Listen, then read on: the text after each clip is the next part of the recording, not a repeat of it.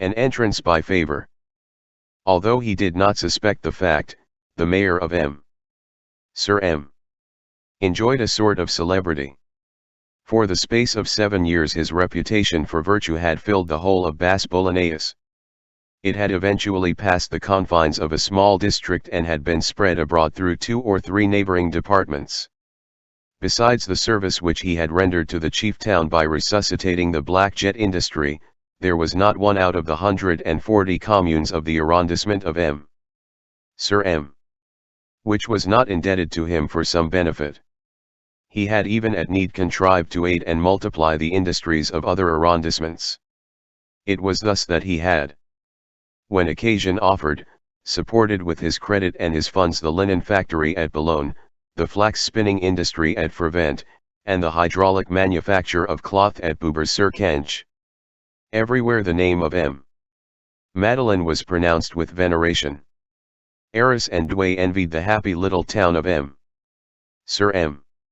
Its mayor, the councillor of the royal court of Douai, who was presiding over the session of the assizes at Arras, was acquainted, in common with the rest of the world, with this name which was so profoundly and universally honoured.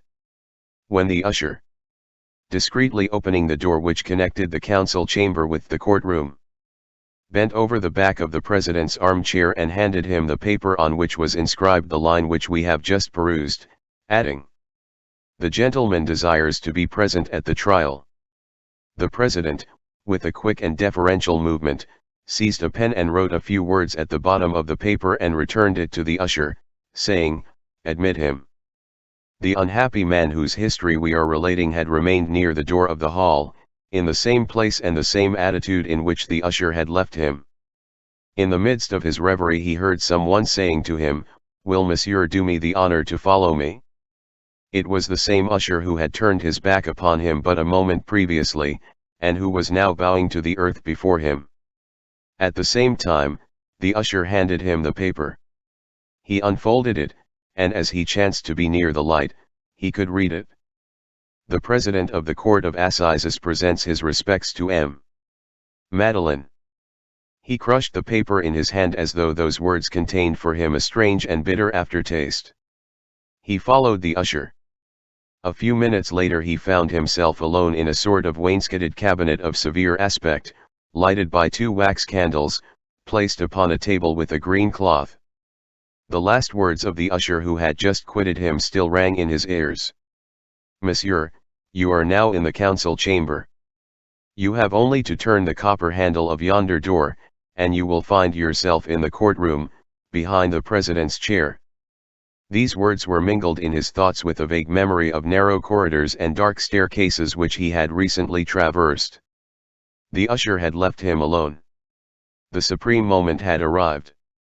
He sought to collect his faculties, but could not. It is chiefly at the moment when there is the greatest need for attaching them to the painful realities of life, that the threads of thought snap within the brain. He was in the very place where the judges deliberated and condemned. With stupid tranquility he surveyed this peaceful and terrible apartment, where so many lives had been broken, which was soon to ring with his name, and which his fate was at that moment traversing. He stared at the wall, then he looked at himself, wondering that it should be that chamber and that it should be he. He had eaten nothing for 24 hours. He was worn out by the jolts of the cart, but he was not conscious of it. It seemed to him that he felt nothing.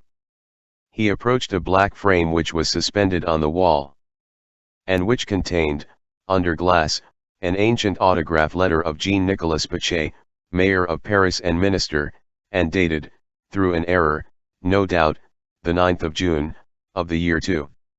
And in which Pache forwarded to the commune the list of ministers and deputies held in arrest by them. Any spectator who had chanced to see him at that moment, and who had watched him, would have imagined, doubtless, that this letter struck him as very curious, for he did not take his eyes from it, and he read it 2 or 3 times.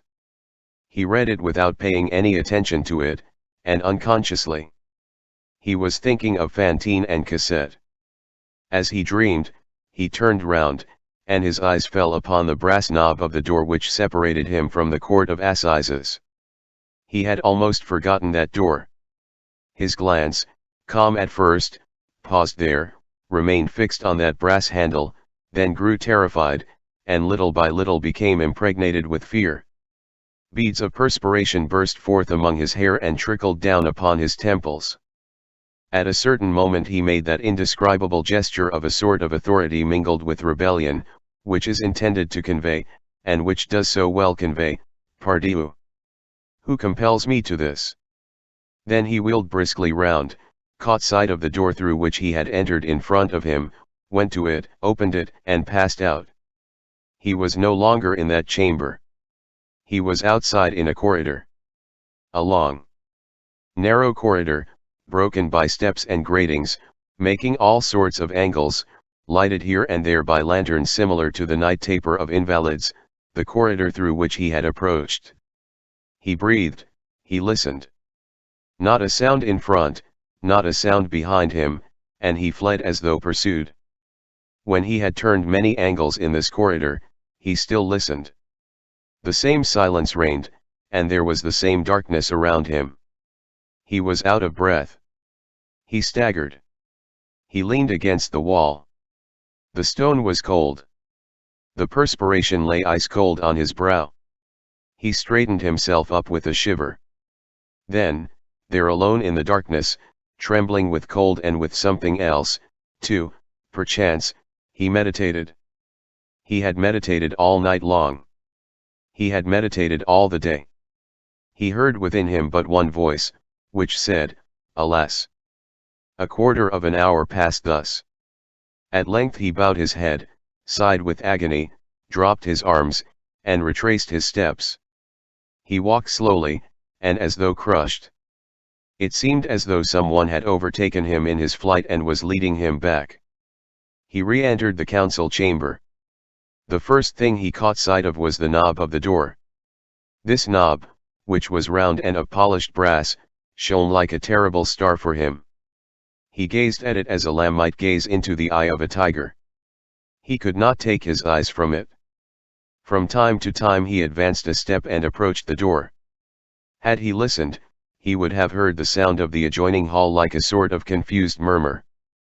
But he did not listen, and he did not hear. Suddenly, without himself knowing how it happened, he found himself near the door. He grasped the knob convulsively, the door opened. He was in the courtroom.